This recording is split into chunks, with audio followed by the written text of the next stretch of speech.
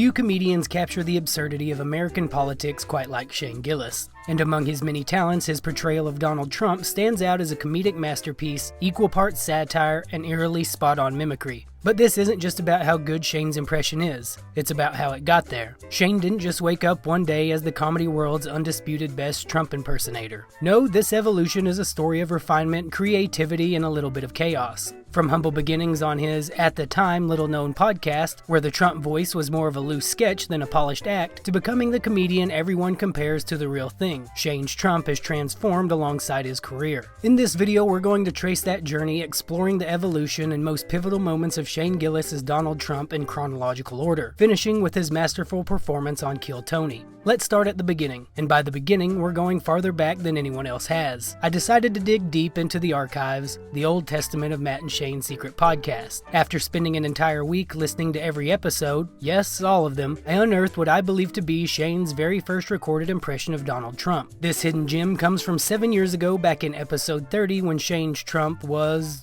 well, let's just say it sounded more like your dad giving it a shot for the first time at a Thanksgiving dinner. I think it's why I think we're starting to sound alt-right. Or at least that's what these people would describe us as, is conservative, great white guys. The best. 100%. Everybody loves it. The strongest. China. Everybody, they're laughing at us. Shane's Trump was rough, unpolished, and kind of hilarious knowing how good it is today. But even in that clumsy attempt, you can hear the faint echoes of the Trump impression that would one day become legendary. Like 1 month later on the Secret Podcast, episode 33, Matt was telling a story about one of his friends who wrapped a towel around his head. One of my friends or whatever wrapped a t-shirt around their face like a burqa. Wrapped a t-shirt around their face. Like a burqa. So just dude, you were making fun of me for sounding like Trump, dude. You just trumped out. Wrapped a t-shirt around his face like a burqa. All right. Shane's Trump impression started to evolve, getting better with each attempt. By the very next week, just 6 months into Trump's presidency, it became clear that Shane was paying more and more attention to Trump's unique speech patterns and quirks. You could tell he hadn't put in the effort to perfecting it, but there was a sense that Shane was starting to appreciate the comedy behind Trump's wild statements. Did you get to see Donald Trump's speech in front of Buzz Aldrin? Great. He's talking about space, but there's one part where he's like, and we're going to look back and we're going to think, how did we do it without space? He's like, we're going to go to space. We're the best at space. We're now the best at space. Dude, if I'm sitting here and thinking like, damn, that's the president, and it's some guy that's just out there like, 9/11 was a hoax. He said that? Yeah, he used to think 9/11 was an inside job. Yeah. He was a truther. Dude. Wow. And he actually became president just to be like, told you.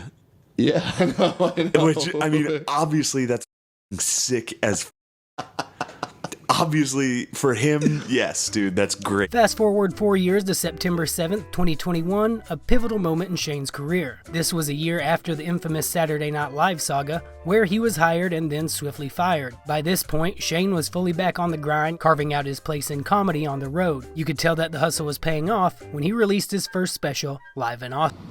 Rand Paul is ugly? And the whole crowd was like, oh, you just do that? It was clear that his Trump impression had become a polished act, honed through countless sets and relentless practice. This wasn't just a passing bit anymore. It was a staple, a comedic weapon in his arsenal, and the audience couldn't get enough. Ted's wife, ugly as a dog. You've got a dog wife, Ted. It might seem like Shane is a Trump supporter, but he's made it abundantly clear that he's not a fan of the politician Trump. And Donald Trump is garbage. Hey, he sucks. He is a loser. What Shane admires isn't the policies or the politics, it's the performer. His fascination with Trump stems from the sheer spectacle, way Trump commands attention like a seasoned stand-up comic. You'd be in jail. In a way, Shane's impression feels less like mockery and more like a comedic tribute to Trump's ability to entertain. Big room this is. I walked in here, I said, wow, what a big room. It's as if Shane sees Trump not as a former president, but as an unintentional comedian, riffing off the cuff, delivering punchlines with bizarre confidence, and somehow keeping the audience glued to every word. And yet, Shane remains remarkably humble about his now famous impersonation. He often downplays the skill it takes, insisting to the audience that it's easy to do. Just a few weeks after the release of Live in Austin, he explained as much to Bobby Lee during an appearance on Tiger Belly. So you got to do, the easiest way to do Trump is like the speech Trump when he's doing a rally Trump. Okay. Because it's just in the back of your throat. Okay. The greatest country. That's it. The greatest country. Okay. A little bit. The greatest country. Don't do this. Do this. The greatest country. Don't move at all. Only move your hand. All right. Don't move my body. If you're Don't sitting, move your shoulders, just your all right. hands. if you're The sitting, greatest country. sit like that. If you're sitting, Don't. First of all, don't. Okay. So sit like this. Don't. Yeah. The greatest country. The best country. The best country. Wow, what a country. Wow. What a country. A lot of Asians. A lot of Asians. Maybe too many Asians. Maybe too There many might be Asians. too many Asians. yeah, Maybe too many Asians. I don't know. that's pretty good. Do you do other impressions? No, Yeah, you must do other That's impressions. it. That was so. How That long was did it take so you to learn good. that? I watch a lot of Trump. Yeah. I liked it. Being fired from Saturday Night Live just days after being hired would be a career-crushing blow for most comedians. It's the kind of setback that would make anyone second-guess their place in the industry. But Shane didn't crumble. Instead, he trudged forward, channeling that adversity into his work and ultimately creating something even more remarkable. Alongside his friend John McKeever, Shane launched Gilly and Keeves, a sketch show that quickly gained a reputation as one of the best in the last decade. Among its many highlights is the now iconic sketch, Trump Speed Dating. What are you doing here? I was asked to speak at this hotel. It turns out there's some type of pussy banquet going on. Any interest? You're gay. Hey, blame the dairy industry. I would never suck a guy's dick. But if I did, it'd be one of the best sucks he's ever had. Shane's portrayal of Trump grew sharper, so did his career. His rise in popularity was undeniable. So much that Joe Rogan decided to bring him into the fold for a regular show with fellow comedians Ari Shaffir and Mark Norman. The very first episode didn't have a name yet, but that quickly changed during a conversation about protecting a New York park from developers they felt were just as greedy and ruthless as Trump himself. Out of that discussion, Protect Our Parks was born. Protect the park, man. I hope it's Trump. Can you imagine if Trump, it turns You don't out wanna help Trump? Hey, Trump, why do you want this park so bad? Oh, you want me to do Trump? Yeah. Trump impression. Why is Trump? What's the problem with this park? Why do you want it so bad, Donald? We've got a lot of Jews down there. That's good. Thanks. How'd you know that? How'd you know there was so many Jews on there? No, stop. No, keep going. Come on. No, What are you going to do with the park? You can't. A lot of You people can't. think that you're going to put a prison there. Are you going to put a prison there? We might put a prison there. I haven't thought about it. We're thinking about a prison. You're definitely going to prison there. That's a good impression. That moment was the first time Joe Rogan got to hear Shane's Trump impression up close, and as you can imagine, it left quite an impression. Joe's reaction was a mix of genuine amusement, recognizing not only how good the impression was, but also how seamlessly Shane had made it a part of his stand-up. However, Joe wasn't fully sold on Shane's Trump impression being the best. In the 5th episode of Protect Our Parks, Joe gave credit to Jamie Foxx, saying that Jamie had the best Trump impersonation. If you like this video, please hit the like and subscribe. It goes a long way in pushing my content out to a wider audience. Gracias. You guys seen Jamie Foxx's Trump? It's incredible. I got tagged in that 9,000 times. It's the only Trump I've ever heard that's better than yours. Oh. It's better? Well, black people are better at things. They tried to give me the virus. Jamie Foxx. I don't know. I'm not gonna, I don't saw like, where is this road taking Yeah, I me? know the next couple rounds. He's a black guy. Black guys, they're okay. Pretty good. I'm not going to do it. I can't read this. I'm not doing it. Mr. Trump, how do you feel about gay rights? I like it, but they're going a little overboard with the dancing. A lot of dancing. I don't know about that. Shane has said some pretty outrageous things as Trump, things that would undoubtedly ruin the career of anyone else who uttered them. Yet, because Shane is doing a Trump impression, it's somehow all allowed. One of the worst, and one Shane actually foreshadowed, is the infamous joke about Trump being assassinated, which just so happened to earn him praise from Dave Chappelle. Of all the presidents, I think it's fair to say Donald Trump would be the funniest one to see get shot. Just because he'd be in the middle of a speech talking shit. Just, you're gay.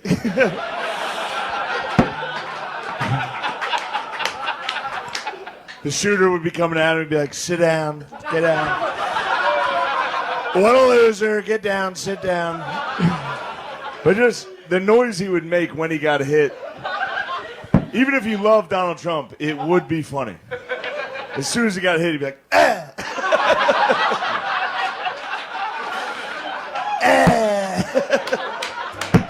That joke is a perfect example of how the shield of an impersonation allows comedians to cross lines they would never otherwise dare. It's a subtle commentary on the double standards in comedy, and this double standard was never more glaringly obvious than when Shane and McKeever dropped the Gillian Keeves special.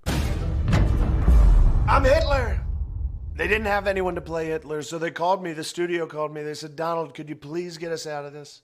He sent me 27 voicemails. Hello, Lauren. This is Donald Trump, and I can be Hitler. That guy right there, he's a Jew. No, I'm kidding. Don't get him. We could do something about the Jews. I might not, but we could. We've got big trains, beautiful trains. We could get them on there, but I'm not going to kill the Jews. I want to work with them. Is that so bad? I didn't like all the Jew stuff in the script. If I was to put anyone on a train, it would be Crooked Hillary. I had just got done eating a waitress's pussy at Buffalo Wild Wings, and I said, wow, you should be Ava Braun. Look at her. Look at her. Am I right, people? I met her at my restaurant, Hitler's. I just opened it. You guys should stop by. He started a fake restaurant in a movie. By this point in Shane's career, he had become so popular that Saturday Night Live, the same show that had once fired him for saying harmful things, invited him back to host. It was a full circle moment that no comedian may ever get to experience again. There was a Trump sketch which was undeniably good, but as good as it was, it still couldn't compare to the unfiltered, unapologetic creativity that Shane and McKeever unleashed in Gillian Keeves. Newsmax Studios and the writer of Like Mike comes another magical sneaker movie for white people. So you're saying these Trump shoes made you good at basketball? No, they give me the power to say I'm good at basketball and then double down on that until people actually start to believe it. Now, That was the most fantastic lovemaking you've ever had. Not really. It only lasted 2 hours. That was a 2-hour love session. You had a big O in there, a very big O, but I did? Oh. Want to go again? I'd love to, but you're too tired.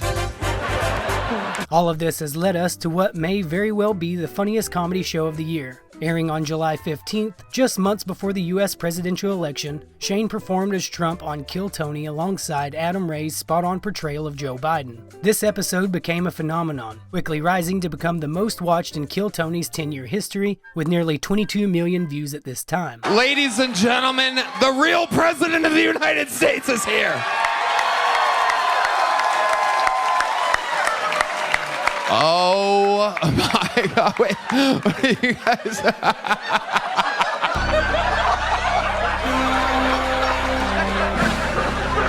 This is an unbelievable moment. Oh, you do not look good, Joe Biden. Sit down, sit down. So scared.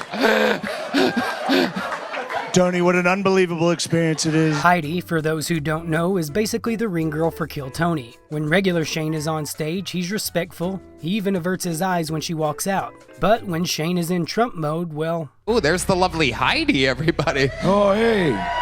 What a great lady. I talked to her backstage, and wonderful woman. The tits are real. Excuse me. A lot of people are saying her tits are fake. They're not fake. I touched them. And great tits, wonderful tits, American tits. And that's the thing that we've lost under this administration. Where are the American tits anymore? 4 years ago, there were American tits. Now there's no American tits. Mexican tits. Mexican tits are streaming up the border and no one's stopping it. Fentanyl tits. Fentanyl. Okay. One shock and you're dead. Can you believe this? This would never... Unimaginable what's happened to this country. We're fine. Hey, I smelled her tits too. They're great. Shane being Trump is truly a gift to the comedy world. If you're a fan of Matt and Shane's Secret podcast, especially the Old Testament, then you already know Shane is at his funniest when the filter is completely off. Back in those early days, he said some absolutely outrageous things. Hilarious, sure, but also the kind of stuff you could only say when you're a relatively unknown comedian with nothing to lose. The beauty of his Trump impression? It gives him a loophole to say whatever he wants. What do the Japanese call the Chinese as a racial slur? F***ing short Chinese.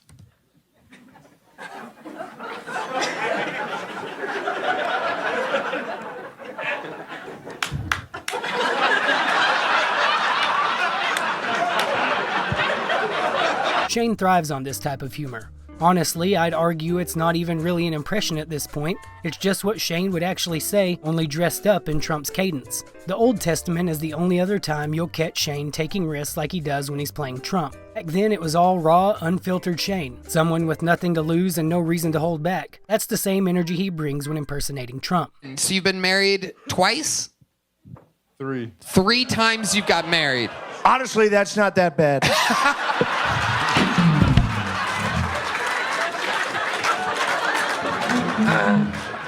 How old were you your first marriage? 17. And how long? Wow, Jesus. That's a great age.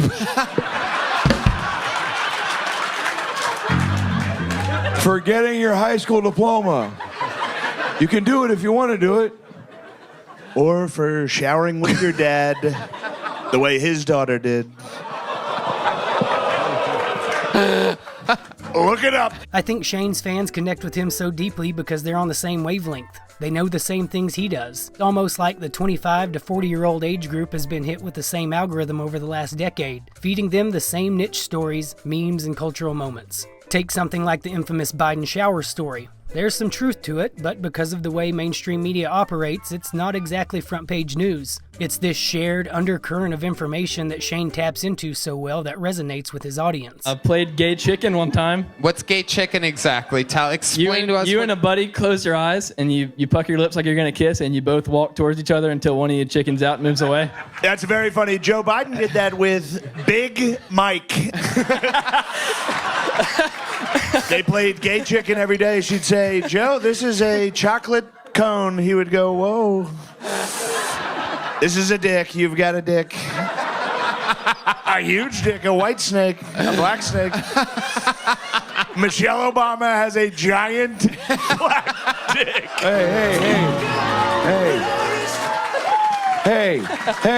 Hey. So what? Shane has a knack for flipping the mainstream narrative on its head. Over the last decade, the media has fed us countless sound bites and caricatures of Trump, and Shane takes those exaggerations and crafts them into something truly terrible, but undeniably hilarious. And of course, whether he's Shane or Trump, one thing remains constant. He never misses an opportunity to shit on Hans Kim. Yeah, I'm Korean. All right. South Korean. Thank you for... Gross.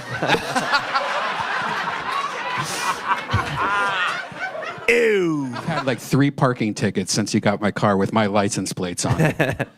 I'm not going to pay it back. Classic Korean. I could wait 2 weeks to transfer the title. I'm like, don't get any tickets. And literally he's had like 3 or 4 in 2 weeks. What a story. What a dumb, boring story. You brought us here. You're going to talk about parking tickets. Of course he's getting parking tickets. He is very Asian. Shane must feel like Superman when he's in Trump character. He can literally say anything. SNL can't do shit. This is the best episode in the history of Kill Tony. Shane's level of commitment to stay in character made this 400% greater. I'm crying. This is without a doubt the pinnacle of Shane's evolution as Trump. The next guest delivered what can only be described as one of the most inappropriate sets in the history of Kill Tony. But here's the magic of Shane. He bailed out the guest in a way only he could, effortlessly turning all the attention on himself and making it one of the funniest moments in Kill Tony history. Growing up brown, I've unfortunately dealt with a lot of racism. And one of the things that pissed me off about racism was how black people get compared to monkeys all the time. I think it's horrible. I think it's bullshit. I think they're more like dogs. Hear me out. And not in every way. For instance, you know, if you get a bunch of them together, the dogs won't try killing each other. You can't count on a black man for emotional support. But in ways that they're alike, you can't understand them when they're trying to talk. The female ones are bitches. And it really sucks when you have to hit one. It's horrible. What a great set. What an...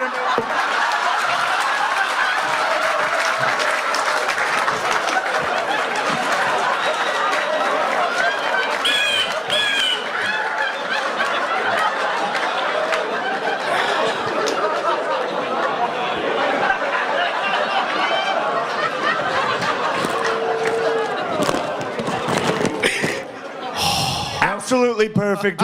How long have you been doing this? It must be 20, 30 years at this point. That First was time. Some of the finest stand-up I've ever heard. Shane Gillis' Trump impression isn't just an impersonation, it's a masterclass in comedy evolution. From his early, rough attempts on Matt and Shane's secret podcast, to creating iconic sketches and stealing the show on Kill Tony, Shane has taken a polarizing figure and turned him into comedic gold. It's not just funny, it's fearless, and that's why Shane's Trump will go down as one of the greatest impressions in comedy history. I'm Hitler.